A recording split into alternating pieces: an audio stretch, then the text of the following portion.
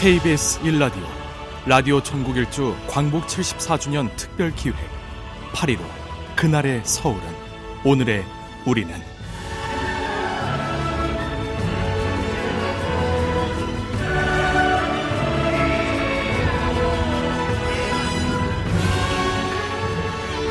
그날이 오면은 삼각산이 일어나 더덩실 춤이라도 추고 한강물이 뒤집혀 용서 숨칠 그날이 이 목숨이 끊어지기 전에 와주기만 하량이면 나는 밤하늘에 나르는 까마귀와 같이 종로의 인경을 머리로 들이받아 올리오리다. 두개골은 깨어져 산산조각이 나도 기뻐서 죽사오매 오히려 무슨 한이 남으오리까.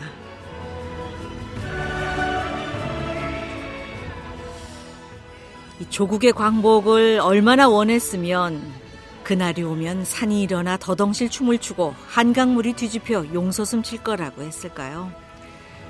시문 선생이 그토록 바라던 그날이 오면 벌써 그날 광복을 맞은 지 74년이 됐습니다.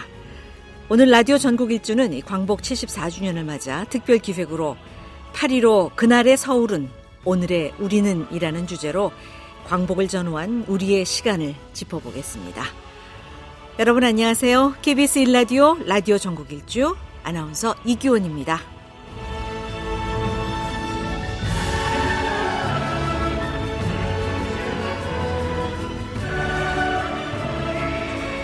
네, 올해는 그 어느 때보다 이 광복절의 의미가 더 크게 다가옵니다. 일본이 이 역사적 과오에 대한 깊이 있는 사과와 반성의 모습을 보이는 게 아니라 오히려 이해할 수 없는 경제 조치를 취하면서 역사의 연장선상에서 살고 있는 오늘, 광복의 의미를 좀 더 심도 있게 들여봐야 할 것 같은데요.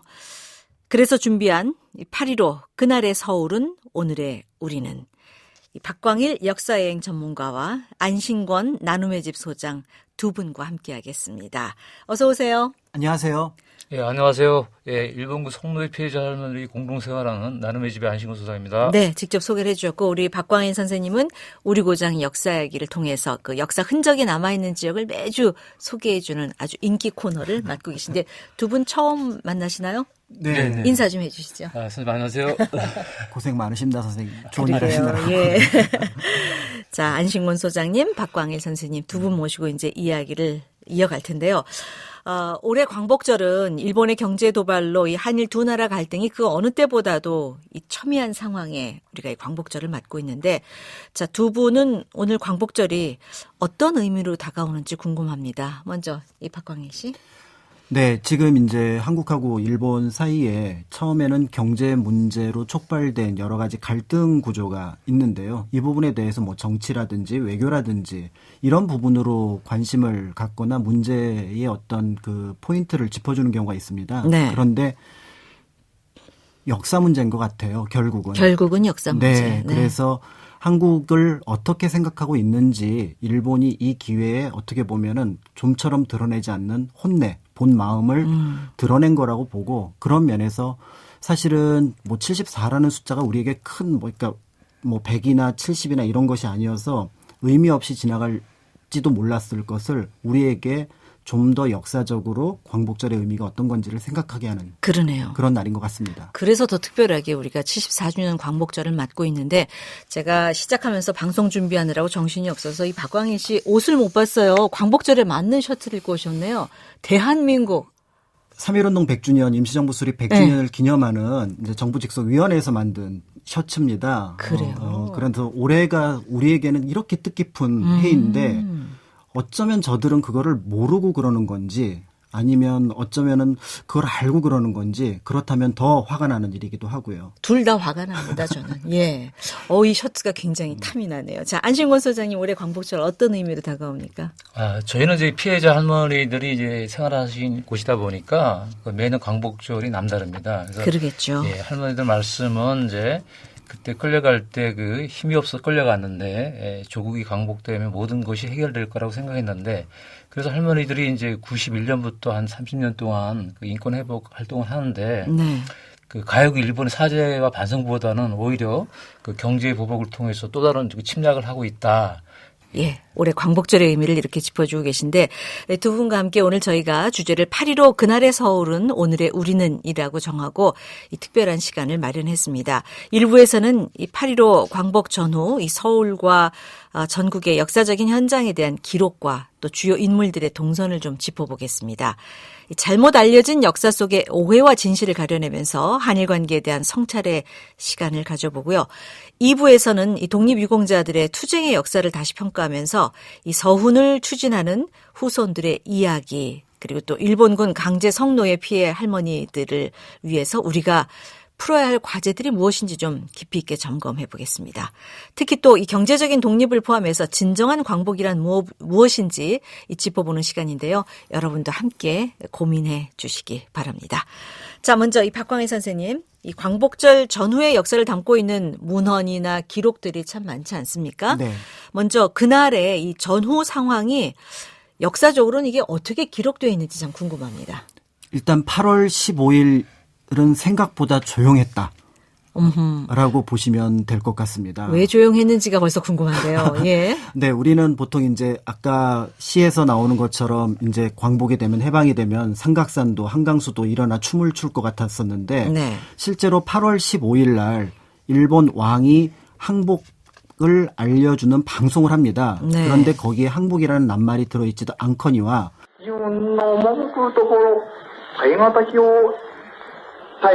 그러니까 8월 15일 정오 일왕의 육성 방송이 지금 나오고 있습니다. 예. 이 일본어로 진행된 일왕의 이 방송, 일단 뭐 우리 국민들은 라디오가 없었기 때문에 들을 수조차 없었고 거의 없었고 들었다고 하더라도 실제로 고급 일본어기 때문에 이해 불가입니까? 못 알아듣고 발음도 예. 정확하지가 않았고요. 무엇보다도 항복이라는 말이 들어있지 않고 연합국의 조처에 따른다라고 되어 있어서 그 말 뜻을 해석하는데 이제 의견이 분분할 수밖에 없었던 거죠. 그렇군요. 그런데 우리가 알고 있는 이 광복절은 이제 8월 15일인데 태극기가 휘날린 건 8월 16일이었다면서요? 이게 어떻게 된 일입니까? 맞습니다. 이제 여운형이 8월 15일 날 엔도 정무총감하고 면담을 하고 실제로 행동을 옮기기 시작하는 게 8월 16일 오전부터거든요. 예. 그래서 오전 9시에 여운형은 경성 감옥 마포에 있는 그다음에 지금 서대문 감옥 서대문 형무소 역사관으로 가서 정치범 경제범을 풀어줍니다. 네. 그때 풀어줄 때 이제 사람들이 그 나오는 사람들과 더불어서 만세를 부르는 장면이 이제 크게 우리가 알고 있는 광복절을 기념하는 사진으로 하나가 등장을 하고 이제 이걸로 부족하다고 생각했던 여운형은 휘문고등학교로 갑니다. 네. 여운형 집 근처에 있었던 학교 지금은 이제 현대빌딩 4옥이 있는 곳인데요.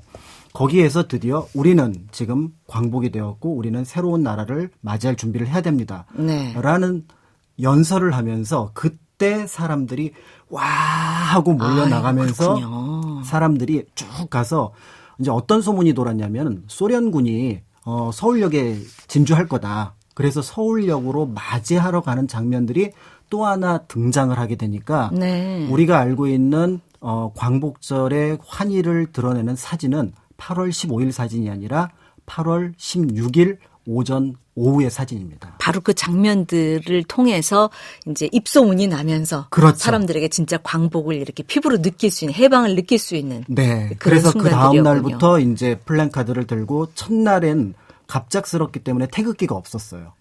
그리고 이제 그날 저녁부터 사람들이 태극기를 특히 이제 일장기를 그 개조를 해서 네. 만든 태극기를 들고 17, 18일 날 한 일주일 동안 시내에서 행진이 이어졌다라는 예, 기록이 남아 있습니다. 그렇군요.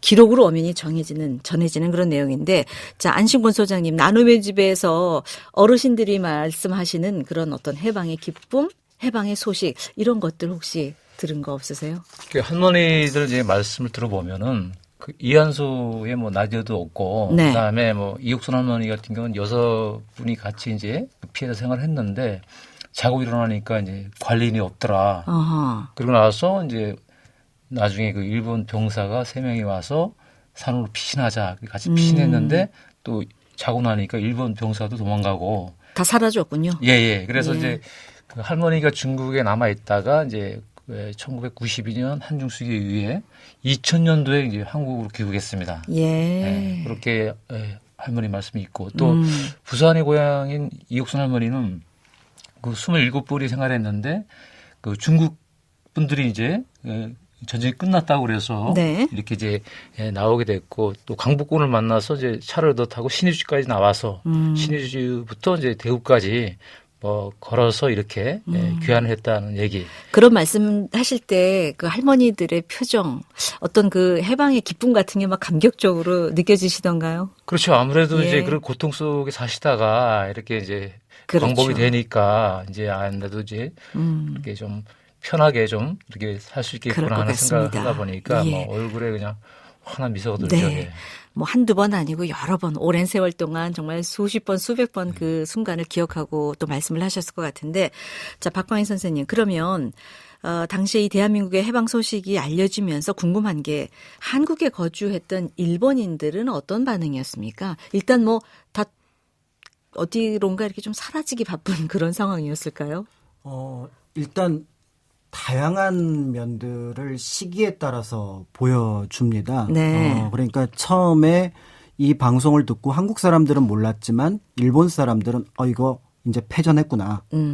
우리가 지금 이제 패전국이 되어서 위험할 수 있구나를 판단을 해서 제일 먼저 달려간 곳은 은행입니다. 아하. 그래서 8월 16일 날 전체 지급 보유율의 20%에 해당하는 2억 엔 정도가 인출이 되고 이 상황이라면은 일주일 만에 파산을 할 수밖에 없는 거죠. 조선은행이. 그러네요. 그러면 조선은행이 파산이 되면은 식민지 전체의 경제 구조가 무너지게 됩니다. 네. 그래서 조선총독부에서는 지급을 일시 중지하고 예. 일본으로부터 돈을 가져와서 9월, 10월, 11월을 넘기게 되죠. 그러면서 그래요? 한반도 전체는 이제 일본 사람들은 살지만 인플레이션이 엄청나게 돌아가고 그다음에 이제 흥미로운 부분들은 그 당시 상황들을 보면서 특히 이제 도쿄대 아까 그 경성제국대학 의대 교수였던 마사시라고 하는 사람은 그날이 생각난다. 사람들이 막 8월 15일, 16일 날 막 행진을 하니까 그날이 생각난다. 이 조용했던 한국 사람들이 한때 굉장히 시끄러웠던 적이 있었는데 그날이 바로 1919년 3월 달이 생각난다. 아이고, 그거 다 연장선상 아니겠습니까? 그렇죠. 예. 그런 면에서 우리가 알고 있는 광복절과 또 우리가 알고 있는 3.1절이 네. 사실은 서로 지금 연결이 되었구나. 일본 사람에게조차도. 네. 그런 어떤 것들이 있고 그런데 이제 이들이 이제 남한 쪽에 있었던 일본인들은 그나마 이런 정도로 끝이 나지만 북한 쪽에 소련군이 진주를 하게 되면서 예. 이들은 말 그대로 공황 상태, 패닉 상태에 빠지게 됩니다. 네. 그래서 실제로 북한 쪽에 한 30만 명 정도의 일본인들이 있었는데 그중에서 6만에서 7만 명 정도가 시베리아로 아하, 강제 강제 노역으로 유출됐군요.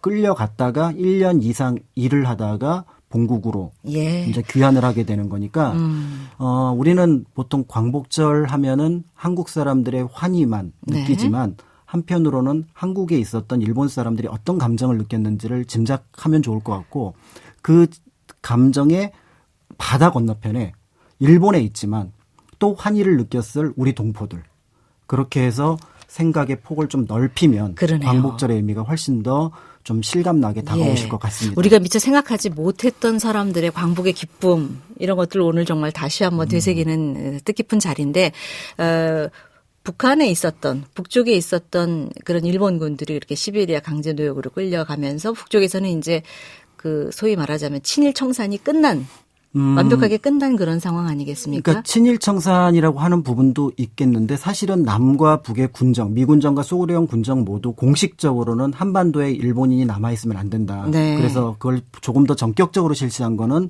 사실은 이제 미 군정인데 네. 문제는 일본 사람들은 내보내지만 일본의 밑에 있었던 지배 기구를 미 군정은 상당 부분 활용을 합니다. 아, 그래요. 그런데 소련 군정은 일본 사람들을 쫓아내는 것도 비슷하게 쫓아내지만 한편으로는 그들이 썼던 지배 체제를 버리고 완전히 없앤 거죠. 새로운 자신들의 체제를 만들다 보니까 그 예. 격차가 이제 남한과 북한에서 조금 나는 것처럼 예. 보이는 이유가 그래요. 되는 거죠. 제가 그 얘기를 왜 했냐면요. 광복 이후에 좀 비교적 안정기였지만 그 과정에서도 굉장히 어수선했을 텐데 그때 당시 일본인들보다도 친일파가 더 많은 공격을 받았다.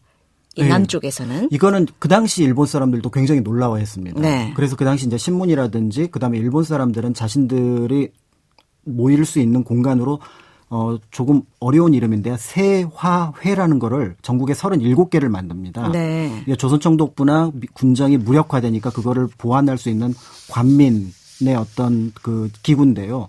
거기에서 이제 일본 사람들 피해를 접수를 합니다. 네. 접수를 했는데 거기보다 그 밑에 있었던 조선 사람들 친일파들의 피해자가 더 많다는 사실에 깜짝 놀랐고 생각보다 공격이 없었다는 거죠. 일본 사람들에 대해서.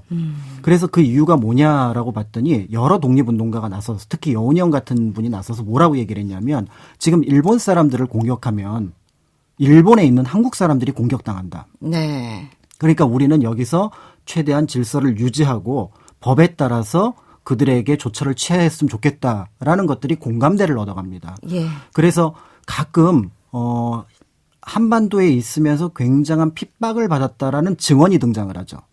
그 증언은 남한 쪽의 증언이 아니라 소련군에게서 탈출해서 소련군은 도착하자마자 일본 사람들 물건을 다 빼앗거든요. 네. 심지어는 몇몇 기록에 따르면 여성들에 대해서도 해코지를 했던 걸로 기록이 나옵니다. 그러니까 그들의 기억이 마치 한국에 대한 기억으로 오해가 되는데 그건 소련군이 했던 거고. 그건 또 엄연히 구별을 해야 되겠어요. 그럼요. 그러니까 예. 지금 한국 사람 그다음에 미 군정, 소 군정의 역할을 각각 구분해서 그 광복 공간을 보지 않으면은 네. 이것 전체를 뭉뚱그리는 건 굉장히 위험한 시각이 될 수 있는 그러네요. 거죠. 우리가 우리의 역사를 좀 세밀하게 꼼꼼히 따져서 구분해서 이렇게 좀 짚어봐야 될 것들이 참 많은 것 같아요. 맞습니다. 예, 뭉뚱그려서 이렇게 알고 있으면 뭔가 제대로 알지 못하고 제대로 알지 못하면 또 발전할 수 없는 거 그리고 또 아니겠습니까? 일본 쪽에서는 우리가 그때 피해를 입었는데 너네들도 마찬가지 아니냐라고 얘기를 할 때 반론을 제기를 못하는 거죠. 맞습니다. 네. 예.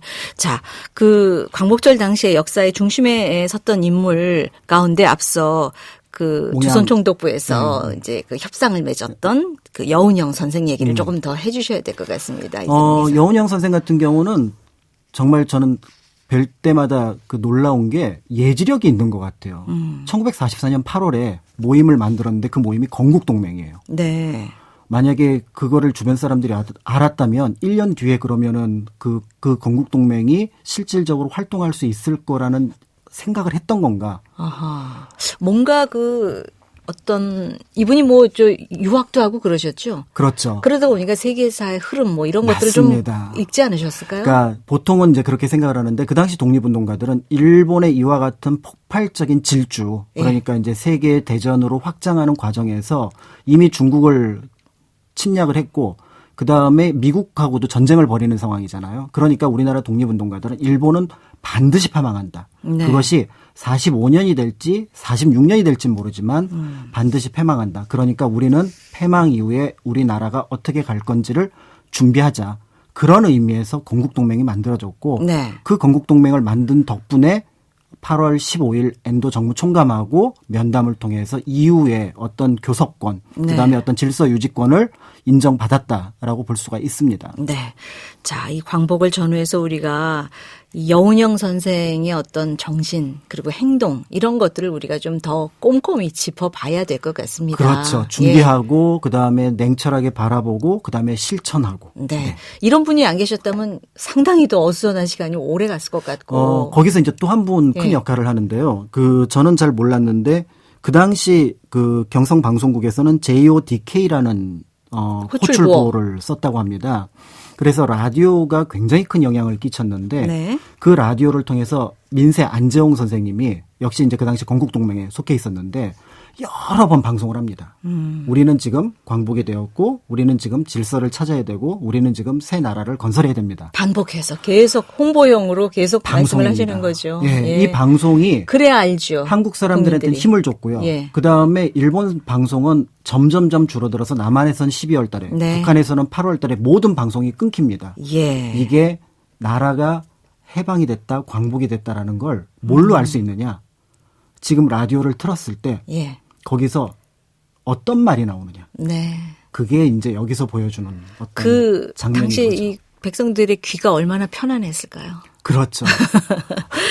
자, 안식원 소장님 같이 함께 듣느라고 좀 이렇게 질문을 제가 못 드렸는데, 예. 그 나눔의 집에서 어르신들 앞서 이제 광복의 순간 네. 또 그 이전의 삶에 대해서 어떤 말씀을 하셨는지 쭉 전해 주셨는데, 그래서 일본군으로부터 자유로워진 건 광복이 되자마자였는지 아니면은 이제 그 이후 시간이 좀 더 걸렸는지, 그리고 또 이제 가족의 품으로 돌아왔을 때 이분들이 과연 편하게 지내셨는지 이런 것도 좀 궁금하거든요. 왜냐하면 이제 일본군 성노예 이제 피해자다 보니까 주변에 시선도 있었을 테고 어땠을까요, 이분들의 삶이? 고향을 떠난 분이 많아요. 이게 사회적인 게 이제 그 다시 돌아오지 못하시고. 그렇죠. 이제 그 당시에 이제 끌려가서 네. 이제 뭐 증거 인멸 차원에서 학살 당하고 또 전쟁이 끝나고 이제 일본군으로 도망가기 바빠서 현지에 버려진 분도 많고.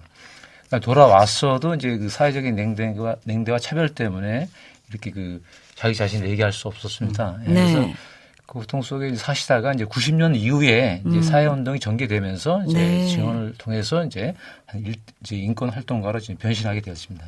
그런 어르신들이 많잖아요. 예. 최근에 김복동 할머니의 그렇죠. 삶을 다룬 예. 그런 다큐멘터리 영화도 또 개봉을 해서 반응이 상당히 좋은데, 그 일본군 성노예 피해자들에 대한 사과 뭐 74년 전인 그때나 지금이나 제대로 이루어지지 않고 있잖아요. 진정한 사과가 없고 진정한 보상도 없는데, 이렇게 진정한 사과 없이 흘러간 이 시간들에 대해서 이 당사자인 어르신들은 어떻게 받아들이십니까? 이게 그 할머니들이 이제 그런 말씀을 하십니다. 내가 이렇게 살아 있어도 나를 그 매춘부라고 폄하하고 이렇게 왜곡을 하고 있는데, 내가 살아 있을 때 이게 명예 회복이 되지 않으면은 나는 네. 죽어서 영원히 그 일본에 의해서 이제 매춘부로 낙에 찍힐 것이라는 거. 그래서 네. 굉장히 그 증언도 많이 하시고 또 증언도 뭐 해외 쪽도 많이 다니시고. 그렇죠. 지금도 수요 집회를 하시는데, 예, 어떤 간에 그 할머니 입장에서는 이제 그 일본이 그 정부 차원의 어떤 공사적 법적 배상을 해야 된다. 네. 그것만이 이제 명예 회복이다. 이렇게 얘기하시거든요. 예. 근데 지금 뭐 그 당시 한 그 20만 명이 끌려갔다고 이렇게 얘기하는데, 한국 정부에 지금까지 한 240명밖에 신고를 못했어요. 예, 그리고 이제 그 지금 생존자가 20분. 해를 거듭할수록 예. 살아계신 어르신들이 자꾸 줄어들고 있는 게 너무 안타깝지 않습니까? 그렇죠. 이제 평균 나이가 이제 94세. 아이고. 예, 그러니까 이제 시간이 없는 거죠. 예. 그래서 이제 어떻게 보면 이제 하루하루가 이제 굉장히 절실한 거고. 예. 또 올해는 더욱더 이제 할머니들이 그 아베 정권의 경제보복을 보고 이제 더 분노하고 있는 거죠. 네. 앞서 총체적으로 뭐 일본은 나쁘다라고 말씀하셨습니다만 구체적으로 이제 아베가 나쁘다. 예, 그렇죠. 예. 할머니도 그래요. 아예 뭐 일본 사람이 나쁜 게 아니고 네. 그 어떤 역사 왜곡이나 또 부정을 그렇죠. 한 아베 정권이 나쁘다. 아베가. 예. 그런데 궁금한 게 일본인들이 이 성에 대해서 어떻게 생각하는지, 여성의 존재를 어떻게 생각하는지도 참 궁금해요. 물론 과거와 현재 뭐 다른 대목도 있겠습니다만은 이렇게 역사적으로 성노예를 정치적 역사적인 사안으로 만든 국가가 또 있을까요? 그 이제 뭐 유럽에서 이제 프랑스하고 독일이 있는데, 그 일본처럼 이렇게 군이 조직적으로 개입해서 전쟁터에서 이한소를 만들고 또 아시아 전역에서 한 뭐 20만 명을 동원한 거는 그 일본이 유일하죠. 네. 그리고 이제 중요한 거는 그 독일은 그 가해 역사를 이제 인정하고 네. 재발 방지를 위해서 교육을 시키고 또 이거 알리는데, 일본만큼은 이제 그 부정하면서 그다음에 그 일본 교과서에서도 이제 왜곡시키고 그러다 보니까 이제 그 비교가 되는 거죠. 그렇죠. 예. 예. 다른 나라와 일본 국가가 어떤 차이가 있는지를 확연하게 알게 되는데, 어떻게 박광희 선생님도 자료 공부 많이 하셨으니까 일본인들이 이렇게 성을 정치적으로 이용한 것에 대해서는 어떤 생각을 가지고 계셨어요? 정치적이라기보다는 좀 군사적인 발상, 그리고 군국주의적인 발상이라고 보여집니다. 그리고 굉장히 위험한 생각 중에 하나가 대를 위해서 소를 희생한다. 네. 아까 잠깐 세화회 말씀을 드렸었는데, 그 세화회에서 특히 이제 항구 지역, 군산이라든지 인천 같은 곳에서는 미군이 들어옵니다. 네. 그때 이제 그들이 주로 구성했던 게 바로 뭐냐면 미군들을 위한 위안소를 만들자. 네. 이제 미군들이 그걸 보고 질색을 하는 바람에 실제로 활용되지는 않았지만 그들이 내세운 건 뭐냐면 일본인 어떤 어떤 처녀를 보호하기 위해서 어떤 그 직업 여성들이 앞으로 가야 된다. 아하. 그러니까 인권에 대한 개념보다는 군사적이고 그다음에 뭐 다수를 위해서 소를 희생해야 된다는 이런 개념이 이제 문제가 되는 거고, 그다음에 이제 또 일본인들도 이런 생각에서 어떻게 보면은 피해를 입지 않았다고 볼 수 없는 게, 네. 한반도하고 만주에서 수많은 여성들이 일본으로 이제 귀환을 합니다. 아까 이제 하카다, 박다라고 하는 곳으로 귀환을 하게 되는데, 남자들은 그냥 통과를 하는데 가임기 여성들은 전부 다 성병 검사를 받습니다. 아하. 그러니까 그들은 식민지에 있던 사람들도 이 사람들이 오게 되면은 보균자라는 개념이 가능하다라는 거를, 특히 여성들에 대해서는 그런 어떤 조사들을 실제로 했던 거였거든요. 예. 그러니까 이게 처음에는 단순한 신체 검사처럼 보였지만 결국은 그들 마음속에는 그런 생각들이 담겨 있다라는 것. 그러니까 우리가 여성의 존재를 어떻게 봤을지 짐작할 수 있는 대목인 것 그렇죠. 같습니다. 그래서 한편으로 일본 사람들이 모르는 것 중에 하나가, 자신들이 전쟁에 피해를 입었는데 그 피해를 마치 자신들이 입지 않았다고 생각하는 것들. 네. 이것이 우리가 일본의 시민들하고 연대를 해나가는데 걸림돌이 되거든요. 네. 그래서 그들도 피해를 입었고 우리도 그 피해를 지금 얘기하는 거니 이거를 같이 연대를 하자. 그래서 일본군 성노예제 역시도 연대의 대상이 되어야 된다라고 네. 주장을 할 수 있습니다. 자, 이 8.15 광복 전후 이 서울과 전국의 역사적 현장에 대한 기록, 또 주요 인물의 동선 좀 짚어봤고요. 이 잘못 알려진 역사 속의 오해와 진실을 가려내는 시간이었습니다. 안신권 나눔의 집 소장, 박광일 역사행 전문가와 함께하고 계십니다. 라디오 전국 일주 광복 74주년 특별기획 8.15 그날의 서울은, 오늘의 우리는 잠시 후 이어가겠습니다.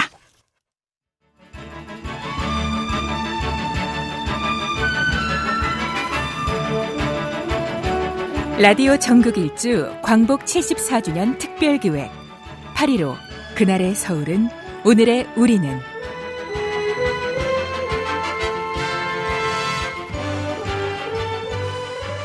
서훈 하면 나라에 공을 세운 분들에게 드리는 훈장을 말하죠. 이 독립유공자 가운데 정부로부터 서훈이 지정되지 않은 역사 속에 가려진 독립운동가들이 정말 많습니다. 이 분단과 전쟁을 겪으면서 독립운동가임을 입증할 만한 사람과 기록이 없기 때문이기도 하지만, 이 신청 절차가 워낙 복잡하고 까다로운 것도 또 하나의 이유입니다. 그런데 여기 이 독립유공자들을 위해서 뜻을 모으고 있는 지역민들이 있습니다. 춘천 지역에서 이 서훈을 받지 못한 독립유공자들을 위해서 대신 이 서훈 신청을 준비 중인 사람들, 그분들의 이야기를 이 구성물로 만들었습니다. 함께 들어보시죠.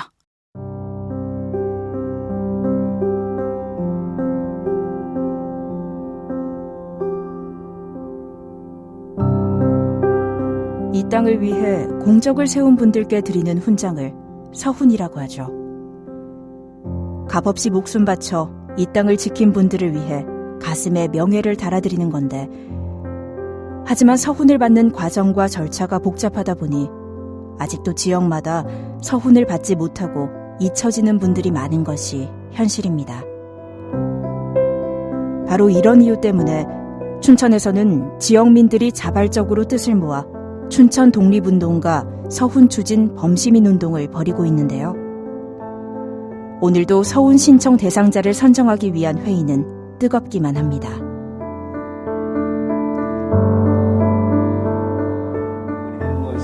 이 서훈 신청에 필요한 그 요건을 갖출 수 있는 이제 자료를 찾아서 제출을 하는 것인데, 제가 그 국가기록원과 편찬위원회에 들어가서 보니까 원문 판결문이 이렇게 수록이 돼 있더라고요. 그런데 여기에 그 번역본도 찾아볼 수 있다고 했죠. 번역본은 어떻게 들어가면 되죠?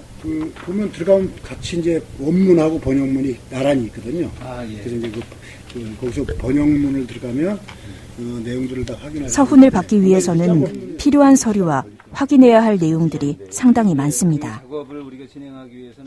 그중에 가장 중요한 것이 당시 판결문과 재판 기록, 수형 기록으로 이 자료들을 요건에 맞춰서 정리하고 제출해야 합니다. 하지만 당시 자료를 찾고 일일이 대조하는 작업은 생각처럼 만만치가 않습니다. 한 항목이라도 빠져서는 안 되다 보니 많은 이들의 시간과 노력이 필요합니다. 김창수 춘천 독립운동가 서훈추진 범시민운동본부 추진위원회 말입니다. 저희가 서훈 추진위에서 이제 1차 서훈 대상자를 선정하고 8.15 광복절에 맞춰서 보훈처에 서훈 신청을 하기로 계획을 잡았습니다. 그래서 이번에는 1차 서훈 대상자를 11명을 선정을 했습니다. 한 번에 5, 60분 되시는 분들을 한꺼번에 하면 또 좋겠지만은 저희가 인력에 좀 한계가 있습니다. 저희가 이제 시작하면서 어떤 충분한 인력 확보가 아직 되지 않은 상태이기 때문에 무리하게 이제 사업을 추진하기가 좀 힘든 상태였고요. 이렇게 준비한 자료를 보훈처에서 접수하면 심사를 거쳐 결과가 나오기까지는 또 몇 개월.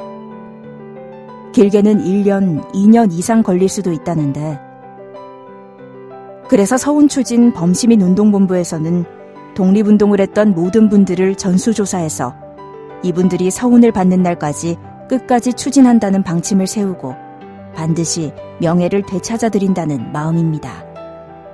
그렇다면 춘천에는 어떤 독립운동가 분들의 숨결이 남아있을까요? 다시 김창수 추진위원회 얘기입니다. 저희 춘천 지역의 독립운동을 이야기할 때 첫째는 이제 의병 활동을 우리가 꼽게 되죠. 그래서 그 전국 쌈도 의군 홍제를 지내신 유인석 장군을 비롯해서 조선 최초의 여성 의병장 윤희순 의사님, 그리고 또 여러 의병장들이 계셨습니다. 이소웅, 유홍석 등등의 여러 의병장들이 계셨는데요. 이분들께서 독립운동에 가장 앞서신 분들이 되겠고요. 그런데 이런 상황에서 독립운동의 명맥을 이어간 것은 우리 바로 청년 학생들이었다. 충고와 농고의 학생들이 상록회 독서의 사건을 통해서 독립운동의 맥을 이어갔다. 이렇게 평가를 할 수 있겠습니다. 남매가 독립운동에 참여를 해서 누나 지은선은 서훈을 받았어요. 그런데 남동생이 거의 같은 사건인데 서훈을 받지 못했습니다. 그 이유까지는 저희가 아직 밝혀내지 못했는데요. 그 남매가 형무소에서 수영복을 입고 찍은 사진을 확인해 볼 수 있었는데 두 사람이 남매였다는 것을 보면서 우리 춘천 지역에서도 이런 분들이 계셨구나 하는 것을 새삼 감동스럽게 또 확인해 볼 수 있었습니다. 시민들이 자발적으로 나서서 벌이는 서훈 추진운동. 이 모습을 바라보는 독립유공자 유가족의 심정은 어떨지, 또 서훈의 의미를 어떻게 받아들이고 있는지, 춘천 독립유공자 유가족 김원범 씨의 얘기입니다.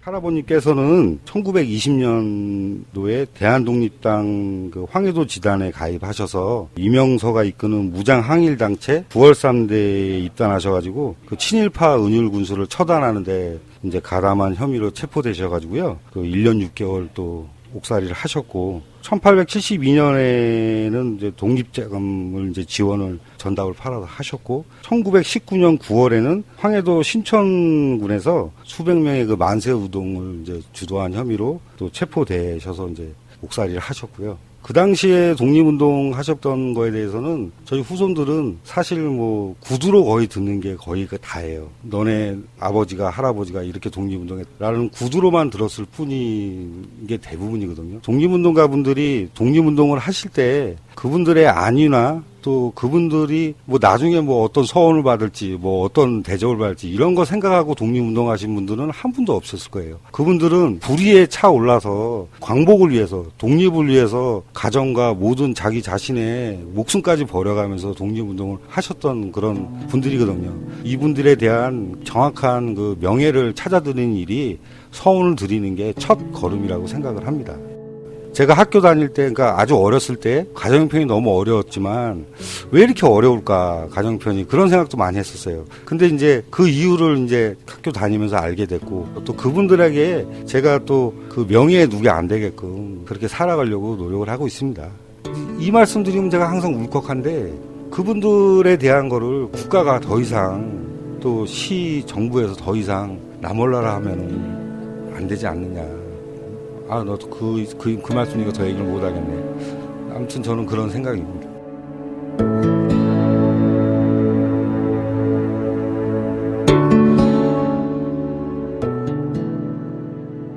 광복절.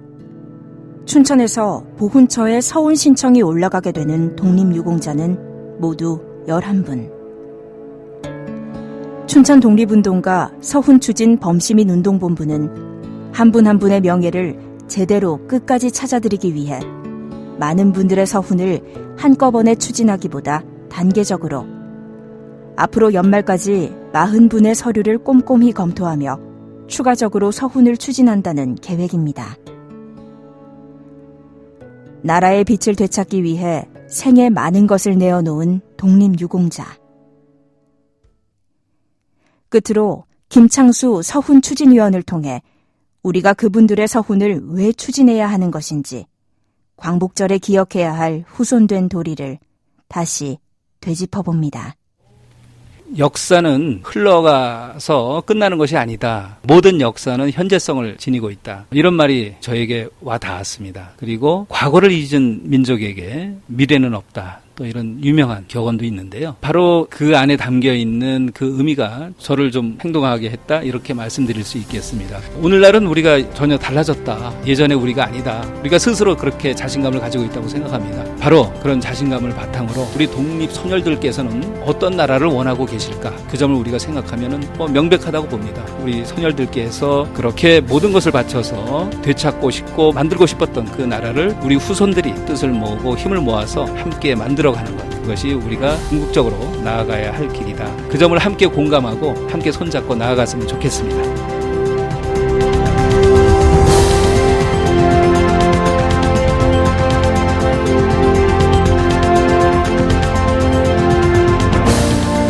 KBS 춘천 총국의 김미주 리포터가 이 춘천 독립운동가 서훈 추진 범시민운동본부의 활동을 취재한 인터뷰 구성물을 들으셨습니다. 우리 선열들이 이루지 못한 꿈, 우리 후손들이 반드시 그 꿈을 이뤄내야 되겠다. 그것이 후손된 도리로 마땅한 일이다라는 생각이 드는데요. 이런 비슷한 역할을 하고 계신 분이 바로 제 옆에 계신 안신권 소장님이실 것 같습니다. 이 나눔의 집에서 일본군 성노예 피해 어르신들을 위해서 이렇게 활동을 하게 된 계기가 어떤 것이었는지 참 궁금해요. 저도 어떻게 아는 스님을 통해서 우연히 방문했다가 이제 인연이 되었는데, 네. 그 언론에 이렇게 나오는 그 사항보다 굉장히 나눔의 집 사항이 안 좋더라고요. 왜냐하면 이제 후원도 많지 않고 후원자도 많지 않고 또 매년 3.1절이나 광복절에 잠깐 언론에 나오고 반짝반짝. 예, 그때만. 그리고 이제 일본 분들이 많이 방문하는데, 예.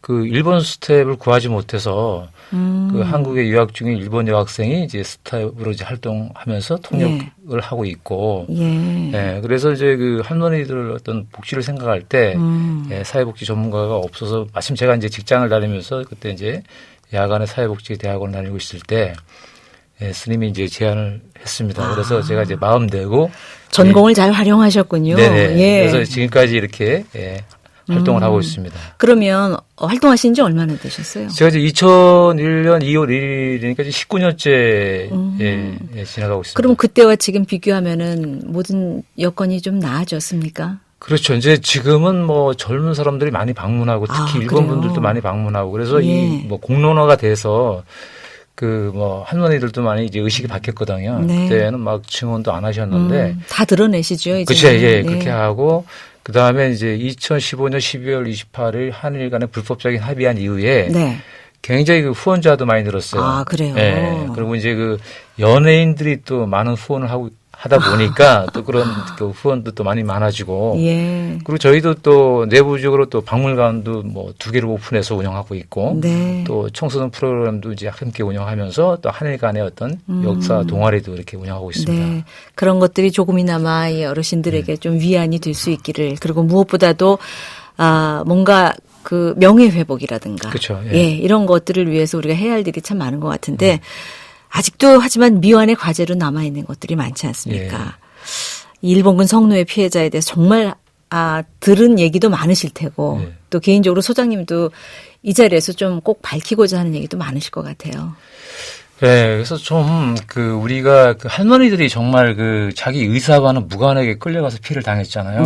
근데 가야국 일본이 이걸 이제 부정하고 있고 그런데 지금 일부 한국에서 일부 학자에 의해서 또 이 할머니들을 모욕하고 폄하하는 그런 일이 발생하고 또 할머니들을 상징하는 그런 소녀상을 또 테러하는 사건이 벌어지는데 그러게 말입니다. 일반법으로 이분들을 대응하다 보니까 되게 힘들어요. 그래서 이제 우리 사회가 이제 많이 그 발전해서 뭐 명예훼손을 형사처벌하기는 쉽지 않지만 이 과거 74년 전에 그 벌어진 그런 그 일본 성노예 피해자라든가 뭐 대일항쟁기 징용 징병 노무 그런 피해자를 폄하하고 네. 모욕하는 분들은 좀 예방적인 차원에서 이 처벌법이 좀 만들어져야 된다고 생각합니다. 그러네요. 예. 예. 그래서 우리가 보면은 뭐 그 독일도 가해국이지만 그 징벌법을 만들어서 네. 예, 이렇게 증오범죄법을 만들어서 예방 차원에서 이렇게 올바른 역사도 가르치고 또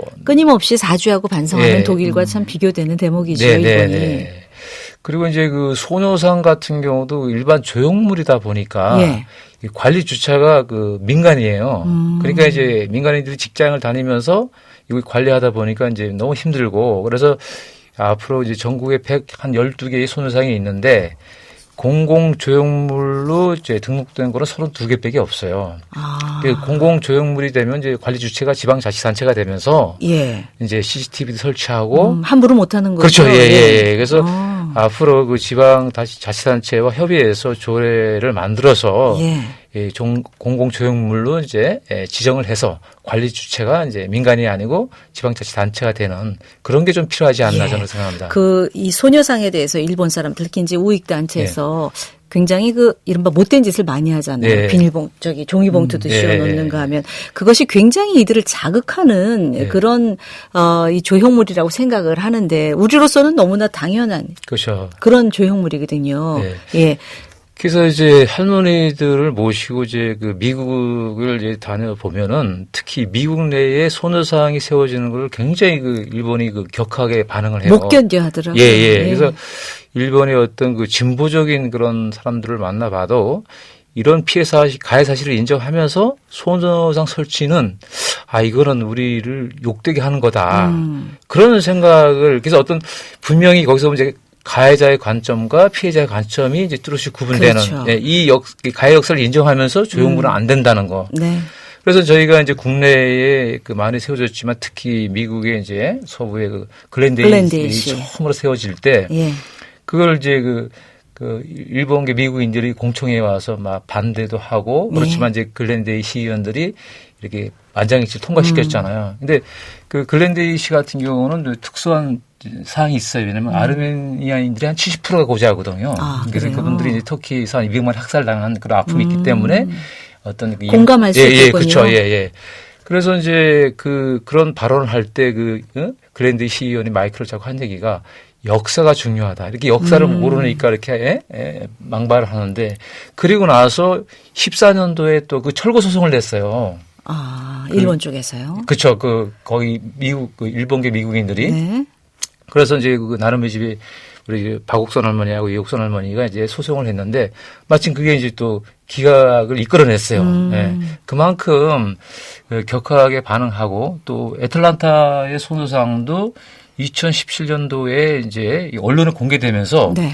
애틀란타 총영사가 반대를 해서 원래 그 애틀란타에 세우기로 했는데 그게 옆에 브룩헤이븐이라는 작은 도시로 이전이 됐습니다. 아하. 그만큼 해외 쪽의 소녀상에 대해서는 상당히 어렵군요. 엄청나게 격하게 반응하고 있습니다. 그만큼 일본이 자기네들의 과거를 좀 가리고 싶은, 감추고 싶은 마음이 더 강한 거 아닌가 싶어요. 그렇죠. 그래서 그 애꿎은 소녀상에 그렇게 그렇죠. 못 견뎌하는 게 아닌가 싶은데 박광희 선생님도 우리 역사 되짚어 보면서 그 일본군 성노예 피해자들의 흔적 이야기 많이 접하셨을 거 아니에요? 네, 저는 뭐 국내도 국내지만 이제 그 중국 답사를 가면 거기에서 뜻밖의 장면들을 보게 됩니다. 어떤 것들이요? 상해 사범대학교 가면은 대학교 안에 조그마한 전시관이 있습니다. 이제 거기는 이제 그 교수님, 수지량 교수님이라고 하는 분이 이제 그거를 연구를 해서 거기다 전시관을 만들어 놨고 가장 놀라웠던 거는 난징에 갔을 때 리지샹 위안소 구지라고 하는 곳이 있습니다. 거기는 그 북한 쪽에 있었던 박영심 할머니가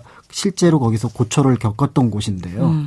이제 당연히 거기에는 한국 사람뿐만 아니라 중국 사람, 그다음에 다른 나라 사람들도 끌려와서 고초를 겪었던 거죠. 그러니까 지금 일반군 성노예 피해자의 문제는 한일 간의 문제가 아니라 일본이 전쟁 중에 끼친 전쟁 범죄 하나, 두 번째는 여성 인권에 대한 문제 둘, 네. 그리고 이제 세 번째가 배상과 보상이라는 법적 문제에서 보상이 아닌 배상 문제라는 것 이런 것들을 얘기를 같이 나눠야 될 것 같고 사실은 그 부분에서 아마 일본이 조금 더 큰 압력을 느끼는 게 국제 연대가 가능한 내용이거든요. 그래서 우리는 이 문제를 한국과 일본의 문제이기 전에 조금 더 큰 범위에서 전쟁과 인권이라는 관점에서 네. 접근을 한다면 일본 측에 분명히 압박하고 우리가 원하는 결과를 얻을 수 있을 그러네요. 거다. 그리고 또 일본 시민에게도 이런 부분을 설득을 해서 예. 이거는 인권 문제입니다. 전쟁이 일어나면 이런 피해를 당신들도 겪을 수 있습니다. 이거 막아야 되지 않겠습니까? 예. 라고 호응을 이끌어내는 게 필요할 것 같습니다. 아주 좋은 지적이세요. 대다수 일본 국민들은 정말 평화를 간절히 원하는 사람들이고 평화를 누리는 사람들이기 때문에 그렇죠. 그런 식의 접근이 상당히 좀 소구력이 있을 거라는 생각이 네. 듭니다. 자, 일본군 성노예 피해자 이 할머니들의 얘기를 좀 더 나누기 전에 먼저 올해 이 별세하신 고 김복동 할머님 전 세계를 돌면서 일본 정부의 공식적인 사죄를 요구하셨던 그 할머님의 목소리를 잠시 들어보겠습니다. 1억원 받으려고 이때까지 사왔나? 1억원이라 하는 거는 천억을 줘도 우리는 받을 수가 없다.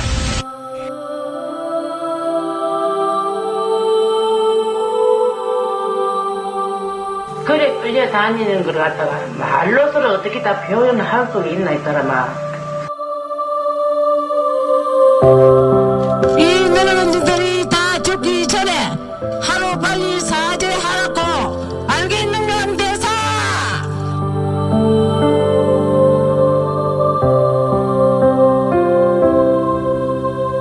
빈 들의 마른 불 같다 해도 그딴 일이 있어도 우리는 일본 정부로부터 배상을 받고 죄는 미워도 어떻게 합니까? 사람은 미워하지 말았고. 난 다시 씨앗이 될 테니까요.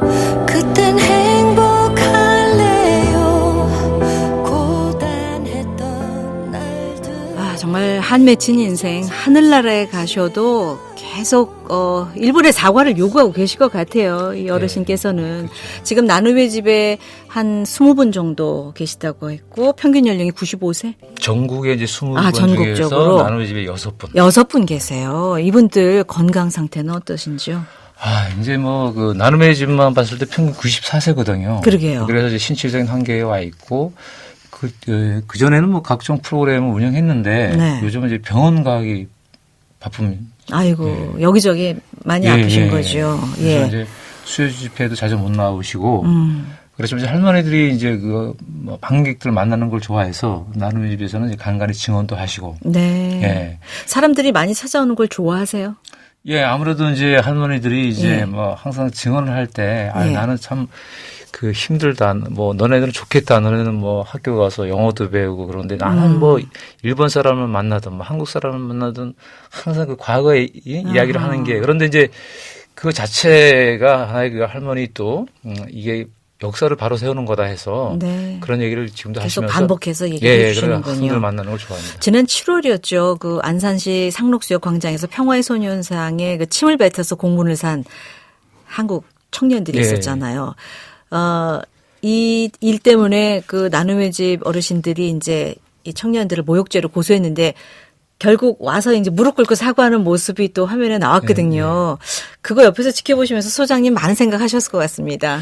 그래서 처음에는 이 청년들이 뭐 일본어로 뭐 천황폐하 만세 또 뭐 벌레 그다음에 뭐 이렇게 엉덩이 힘들고 뭐 침을 뱉고 그래서 그 신고자가 일본 사람이라고 일본 사람 같다고 그렇게 신고를 한 거예요. 그렇죠.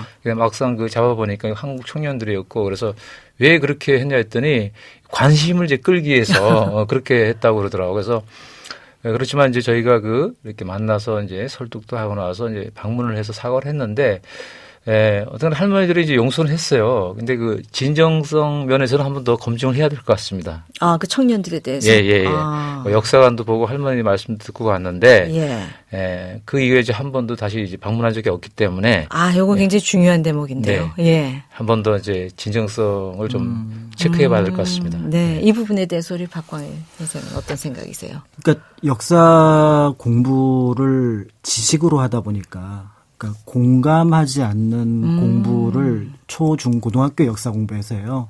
그러니까 암기였잖아요. 네, 우리가 일제강점기 역사는 암기로만. 독립운동 단체만 외워서 예. 그래서 1920년대, 30년대 그걸 구분해서 시험만 봤거든요.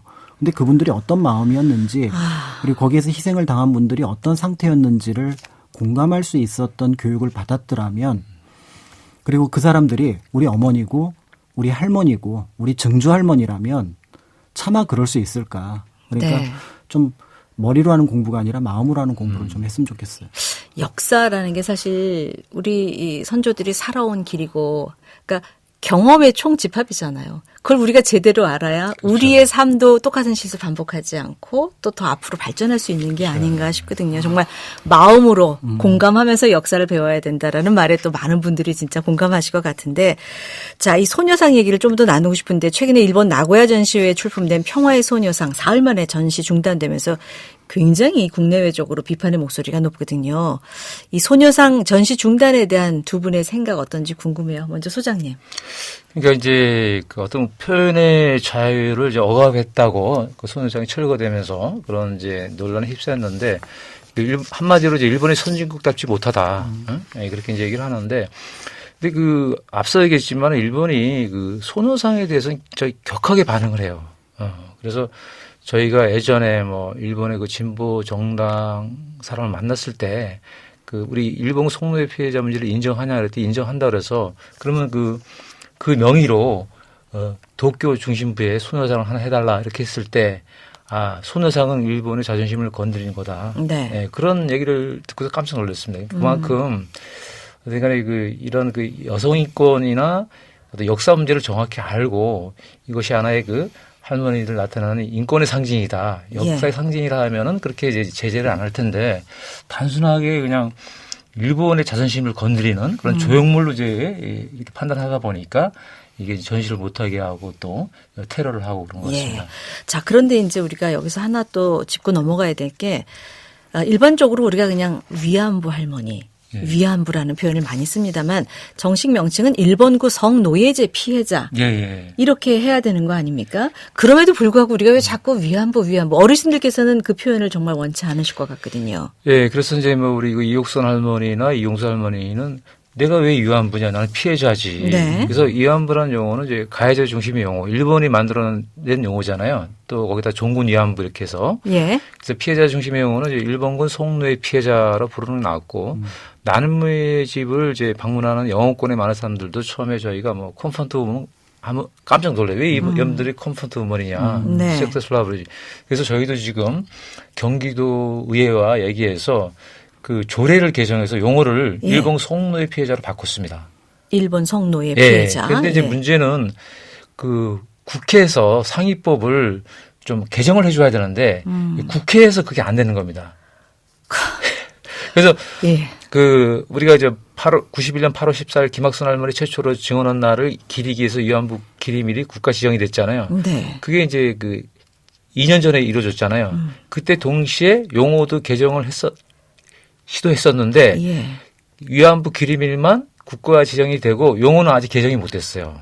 하루빨리 해야 될 거 아니겠습니까? 그렇죠. 예. 네. 근데 이제 한편으로는 또 할머니들이 그 성노예라는 건 또 성노예라는 그 표현도 또 원치 않으시군요. 좀 자존심이 상한다. 그런 정서도 있습니다. 그래서 어떤 피해국으로서 피해자 중심의 용어 일본군 성노예 피해자가 맞는데 또 할머니들이 정서적으로 그런 얘기를 하니까 그래서 지금은 이제 혼용해서 쓰고 있습니다. 그러면 뭔가 공론화 작업을 거쳐서 적정한 어떤 어휘, 용어가 좀 나와줘야 될 것 같은데 박광일 선생님 뭐 아이디어 있으신지요? 저도 참 많은 고민을 하고 많은 답사를 하면서 이제 낱말을 쓰는데, 그러니까 저도 두 개 중에 하나를 씁니다. 그래서 이른바를 붙여서 이른바 위안부. 이른바 위안부. 네. 그 다음에 이제 두 번째는 지금 공식적으로 쓰고 있는 일본군 성노예, 제 피해. 피해자 또는 피해 이렇게 쓰고 있는데 역사 용어는 그 현상을 반드시 그 설명을 해줘야 되는 게 맞고요. 네. 근데 지금 우리가 쓰기에는 조금 부끄럽고 또 어떻게 보면은 좀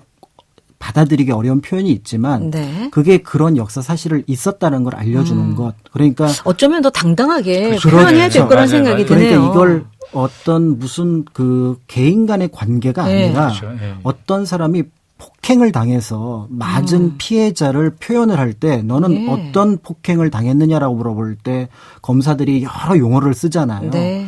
그 중에 하나를 우리가 선택을 해서 쓰는 거고 그렇기 때문에 조금은 어렵겠지만 이것을 정확하게 알려야 두 번 설명할 필요가 없는 네. 그런 용어가 될 것 같습니다. 그래서 일본군 성노예제 피해자라고 꿋꿋하게 밀고 네, 나가는 네, 게 좋다. 네. 발음이 좀 이 음절이 좀 길잖아요. 그러면 또 이제 뭐 젊은이들 첫자만 따서 이렇게 하는 경우도 있는데. 뭐 그거는 이제 그 다음에 용어가 정착이 되고 난 알겠습니다. 다음에. 네. 예. 자, 그러면 소장님께 하나만 좀 짚고 넘어야 될 것 중에 하나가 그 일본군 성노예 피해자 그 할머니들 어르신들의 자녀들 네. 이분들이 겪는 고통도 우리가 좀 짚어봐야 될 것 같습니다. 그러니까 그 이분들도 또 다른 피해자라고 저는 봐요. 그렇죠. 예, 보니까 이제 피해 의식이 대물림되고 특히 딸들이 사회 적응이나 사회생활을 잘 못하더라고. 그래서 뭐 상담을 해보면은 우리 네. 엄마가 그런 피해자였기 때문에 학교도 제대로 못 다녔고 직장생활도 못했다. 그래서 피해 의식이 대물림되는데 할머니 관련 특별법에는 피해자만 있지 유족에 대한 네. 보호는 없습니다. 네. 그러다 보니까 이분들이 굉장히 그 생계도 막막하고 아까 그 김복동 할머니가 1,000억을 줘도 나는 위로금 받지 않겠다. 네. 그러니까 생활이 어려움에도 불구하고 할머니들이 역사를 지키기 위해서 그런 활동을 하잖아요. 이 가족도 마찬가지거든요. 그래서 네.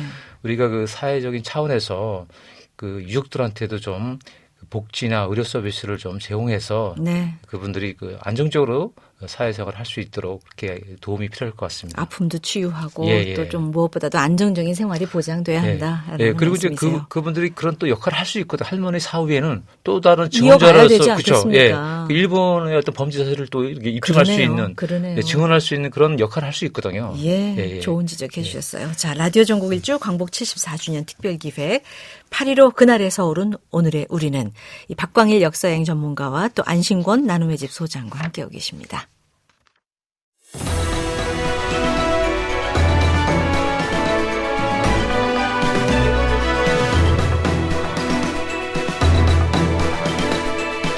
KBS 1라디오 라디오 전국 일주 광복 74주년 특별기획 8.15 그날의 서울은 오늘의 우리는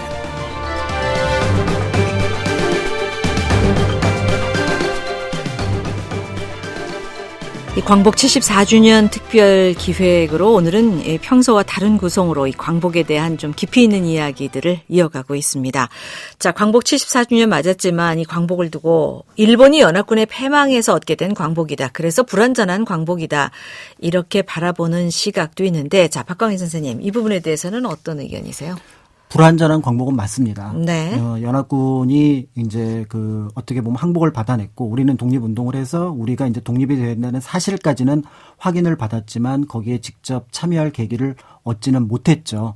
그렇지만 미 군정이 끝나고 나서는 이제 우리가 우리의 뜻대로 어떻게 보면 광복 이후에 사회를 건설할 수 있었는데 그 이전에 남겨놓았던 일제강점기의 어떤 그 잔영을 다 없애지 못했던 부분들이 있습니다. 네. 그리고 무엇보다도 일본과 외교 관계를 맺을 때 그 부분에 대해서 명확하게 짚고 넘어가지 못한 일괄 타결이라는 어떻게 보면은 가장 안 좋은 방식이 결국은 현재까지 또 진행형이잖아요. 일본과의 해결되지 문제에서도 영향을 끼치고 있고요. 한편으로는 제일 안타까운 것 중에 하나는 일본에서 역사 교육을 제대로 시키지 않는다는 점. 예. 무엇보다도 오늘이 우리에게는 광복절인데 그들에게는 종전기념일이라고 하거든요. 근데 그 종전기념일이란 말을 패전 기념일로 바꿔야 합니다. 그러니까 일본이 현실을 직시해야 되는데. 그렇습니다. 그래서 예. 자기네들이 1945년에 어떤 처지에 있었는지를 알아야 예. 지금 한국이 얘기하는 문제를 받아들이는데 종전이라고 얘기를 하면은 그때 다 끝난 거 아니야? 근데 패전이라고 하면 굉장히 많은 부채를 안고 있는 거잖아요. 네. 그게 뭐 물리적이든 정신적이든 그 부채를 해결을 해야 되는데 아직 못했구나를 네. 알려주는 거기 때문에 우리부터라도 일본에서 종전이라고 얘기를 하더라도 그거 잘못됐다. 니네가 패전이다. 패전이다. 예. 패전국 아니냐. 이런 논리를 가지고 있어야 돼요, 우리 국민들이. 그렇죠. 예. 말씀 들어보면은 45년 8월 15일 이후에 일본이 이제 역사 교육을 제대로 하지 않다 보니 이 두 나라 국민들이 이렇게 평행선을 달릴 수밖에 없다라는 생각이 드는데 불완전한 광복이다. 이 부분에 대해서 안 소장님은 어떤 생각이십니까? 저는 그래도 뭐 자주적인 독립을 했다고 생각합니다. 왜냐하면은 어디가면 그래도 우리가 임시정부를 만들어서 조직적으로 또 싸워왔고 또 우리가 독립 활동을 보면은 그렇게 또 생각하고 또 우리가 3.1 운동처럼 또 우리 일반 들이 어떤 저항을 했지 않습니까? 그렇죠? 네. 우리가 뭐 승전국의 지위는 받지 못했지만은 그래도 싸운 결과로 우리가 자주독립을 했다. 저는 그렇게 생각합니다. 네. 자, 일본과의 관계, 사실 요즘 이제 일본의 경제 도발로 한일 갈등이 아주 격화되는 그런 분위기에서 저희가 이런 방송을 하고 있는데, 이 경제적인 침탈, 이 부분에 대해서도 우리가 좀 간단하게나마 좀 짚고 넘어가야 될 것 같아요. 일본의 이런 도발에 대해서 요즘 어떻게 생각하십니까? 경제 도발에 대해서. 결국은 경제의 문제지만 그들이 늘 어떻게 보면은 항상 아래로 보았던 한국이 위로 올라가는 것에 대한 부담감. 네. 그다음에 또 한편으로 한국의 민주주의에 대한 어떤 열정 이런 것들이 넘어오는 것에 대한 두려움. 이런 것들과 더불어서 자신들이 한때 꿈꿨던 그 아시아를 제패했던 어떤 그런 것들이 무너지고 있는 것들을 경제적으로나마 한국에게 타격을 주고 자신들이 우위에 있다라는 걸 보여주려고 하는 것 같다는 생각이 들고요. 예. 그래서 이 방송 시작할 때 이게 처음에는 경제 문제로 시작을 했지만 결국은 이거는 역사 문제인 거다. 그리고 그 당시에는 진주만을 폭격을 했고 또 중국 북경을 침략을 했지만 이제는 한국에 있는 주요 기업들을 공격하겠다라는 예. 일종의 폭격 가운데 하나. 그렇죠. 모습 같다는 생각이 드는 거죠. 그렇지만 태평양 전쟁이 결국 일본의 패전으로 끝난 것처럼 저는 이 지금 싸움도 결국은 일본의 패배로 끝났으면 좋겠다. 끝날 수 있도록 해야겠다. 이런 생각이 듭니다. 끝날 수 있도록 하기 위해서 우리가 이제 일본 제품 불매 운동, 이제 말하자면 구체적으로 일본 자동차, 일본 여행 안 가기, 그렇죠. 일본 술 안 마시기 이렇게 집중적으로 좀 행해지는 이런 일본 반대 운동에 대해서는 어떻게 보세요? 그런 부분들과 함께 네. 꼭 해야 되는 게 바로 뭐냐면 당신들의 부당한 조처에 네. 당신 정부가 참여하고 있으니 일본 사람들은 우리 말을 좀 들었으면 좋겠다. 그러니까 우리 앞에 와 있는 보통의 일본 사람들은 모릅니다. 예. 이 상황이 어떤 건지를. 그러니까 알려나가고 그들과 연대를 하고 또 제3국 시민들하고 연대를 해서 이런 부조리한 것이 자본주의의 어떤 사슬을 끊어뜨리는 굉장히 안 좋은 것이다. 그러니까 네. 쉽게 얘기해서 하나의 전쟁이거든요. 네. 그러니까 일본의 시민들하고 연대할 수 있는 여지를 늘 남겨두는 것. 그게 반드시 필요합니다. 좋은 지적이세요. 일본과는 경제 전쟁 중이지만 일본 국민, 한국 국민, 우리 시민들은 연대해서 평화를 추구해 나가자. 그렇죠. 예. 자, 최근에 독일의 외무장관이 폴란드에 가서 이제 진정한 사과를 했어요. 용서를 구한다. 독일인과 독일의 이름으로 사과를 하는 그 모습을 보면서 일본은 왜 이런 사과를 못할까? 왜 과거를 제대로 돌아보질 못할까라는 아쉬움이 컸거든요. 어떻게 생각하세요? 이 대목은 안 소장님. 근데 저 반드시 가해자가 그렇게 사죄하는 게 맞는데 당연한 건데도 불구하고 홀로코스트 피해자들을 만나보면은 독일 총리가 그렇게 무릎 꿇고 사죄하는 것도 만족하지 않는데요. 왜 그러냐? 피해자의 기억은 영원히 안 지워진다는 거죠. 네. 이건 영원히 끝날 수 없는 문제고 영원히 가해 사실이고 피해다. 그런데 우리는 이제 한일 간에 있어서 어떤 분들은 이제 한일 간의 어떤 필요증을 얘기하잖아요. 이제 그만 얘기하자. 그건 아닌 것 같아요. 네. 네. 그래서 우리가 어떤 관점의 차이가 있는데 우리는 가해국이 아니고 피해자입니다. 그죠? 피해자가 네. 또 생존해 있기 때문에 그래서 반드시 일본에 목소리를 내서 그러면 이것이 전쟁 범죄라는 걸 알리기 위해서 많은 영화, 다큐, 자료를 배포해야 되고 네. 더 나아가서는 또 일본의 를 대표하는 총리가 공식 사죄할 수 있도록 또 법적 배상할 수 있도록 예. 그렇게 오히려 압력을 넣어야 됩니다. 예. 어떤 방법으로 압력을 내야 우리가 일본의 사과를 좀 받아낼 수 있을까요? 이게 가능한 일일까 싶어요. 가능하게 만들어야 하고요. 네. 또 우리가 지금 알고 있는 여러 역사 사실들을 모두 같이 공유하고 공감할 수 있다면 충분히 그들에게 어떻게 보면 일사불란하게 요구할 수 있을 겁니다. 네. 그렇게 되면은 일본에서도 한국을 얕볼 수 없을 거고 뭔가 계속해서 교류를 해야 된다고 한다 그러면 사죄가 필요하다라고 느낄 거고 그 사죄를 어쨌든 처음에는 정치적, 그다음에 이제 사회적으로 심지어는 역사적으로 받아내는 작업들이 필요할 것 같고요. 무엇보다도 피로감, 사죄에 대한 피로감을 얘기하는 것들은 일단은 그것 자체를 없애야 됩니다. 그렇죠. 예, 그래서 지금 뭐 독일이 계속해서 사죄를 하는 것들이 어떤 경우에도 피로감을 얘기하는 경우는 없거든요. 그러니까 그렇죠. 하면 할수록 더 빛나거든요. 예, 사과하는 사람이 이제 더 이상 오지 마라. 됐다라고 얘기하는 그때까지 사죄는 끝난 것이 아니고 한편으로는 일본이 처한 역사적인 상황들을 독일하고 한번 꼭 늘 비교를 해봤으면 좋겠다는 거죠. 그러게요. 독일은 1989년까지 독립국이 아니었습니다. 네 나라가 지배하고 있었던, 그러니까 미국, 영국, 프랑스, 소련이 지배하고 있었던 나라였던 그런 상황이었거든요. 그 세 개가 이제 서독이고 하나가 동독인데 네. 만약에 일본이 그와 같이 그 외부의 어떤 압력을 받았던 나라였더라면은 아마 그들도 사죄를 했을 겁니다. 네. 왜냐하면 이 문제를 해결해야 되니까. 그런데 주변국에 어떻게 보면 양해를 구하지 않고 독립을 1951년, 52년 그 샌프란시스코 강화 조약을 거치면서 그냥 얻어버렸거든요. 주권을. 그런 면에서 볼 때 이거는 또 한편으로는 이른바 열강이라고 하는 나라들의 책임도 저는 분명히 있다. 네. 그래서 그런 것들을 우리가 문제를 안고 가려고 하지 말고 어디에 문제가 있는지를 찾아내는 것이 꼭 필요한 것 같습니다. 그런 거 보면 우리의 과제가 참 많다는 생각이 듭니다. 무엇보다도 독일은 그 사과에 대해서 현재 진행형이고 일본은 역사 왜곡 거부에 대해서 사과 거부에 대해서 현재 진행형이거든요. 독일이 사과를 하는 또 하나의 이유는 주변에 있는 폴란드나 프랑스가 동등한 국가라는 인식이 있어요. 네. 그런데 일본은 주변에 있는 나라들이 동등하지 않다라고 생각하는 게 있다고 저는 믿어집니다. 그 오만함은 어디에서 나오는 것일까요? 그렇죠. 과연. 그러니까 예. 결국은 그들과 같이 어깨를 겨눠가기 위해서는 이 사과를 반드시 받아서 네. 당신은 아시아의 일원이며 주변에 있는 나라들과 동등한 지위에 있다라는 거를 인식을 시키는 것도 네. 꼭 필요한 거죠. 그러기 위해서 우리 국민들이 역사를 제대로 알아야 되고 역사 공부를 끊임없이 해야 되는 이유가 바로 여기에 있는 것 같습니다. 그래서 항의를 넘어서 그 예. 길로 가야겠죠. 알겠습니다. 자, 저희가 오늘 이렇게 이 광복 74주년 특별기획으로 8.15 그날의 서울은 오늘의 우리는 통해서 여러 가지 광복의 의미와 함께 아직도 풀지 못한 과제에 대해서 많은 얘기를 나눴는데요. 라디오 전국 일주에서 며칠 전에 여러분에게 진정한 광복이라는 주제로 문자를 좀 많이 받아봤거든요. 그 가운데 제가 몇 분의 의견을 좀 소개해 드리면서 마무리를 지어보겠습니다. 2489님, 얼마 전 5살 조카가 뉴스에 나오는 일장기 보고 저거 뭐야 하고 묻길래 일본 국기라고 말하고 저도 모르게 일본은 나쁜 나라야 라는 말을 했어요. 왜 나쁜 나라야? 라고 되묻는 조카에게 좀 망설였죠. 역사에 어디까지를 말해줘야 할지 몰라서요. 조카 스스로 판단할 나이가 되면 어떤 생각을 갖게 될지 모르지만 이렇게 말할 수밖에 없는 현실이 안타깝습니다. 라는 의견 주셨는데 정말 역사 공부 제대로 하면 조카에게도 제대로 가르쳐줄 수 있었을 텐데. 그렇죠?